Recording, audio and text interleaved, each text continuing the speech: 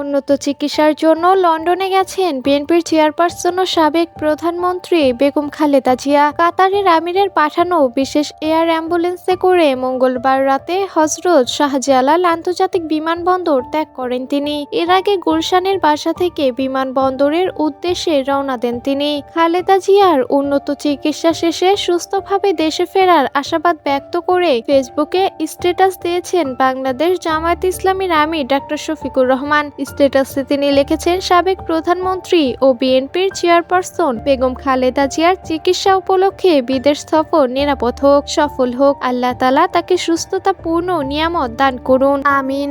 বুধবার সামাজিক যোগাযোগ মাধ্যম ফেসবুকে দেয়া এক স্ট্যাটাসে তিনি একথা বলেন। 2017 সালের 16 জুলাই খালেদা জিয়া লন্ডন গিয়েছিলেন। শেখ হাসিনা সরকারের একাধিক মামলার পরোয়ানা মাথায় নিয়ে ওই বছরের 18 অক্টোবর দেশে ফেরেন তিনি।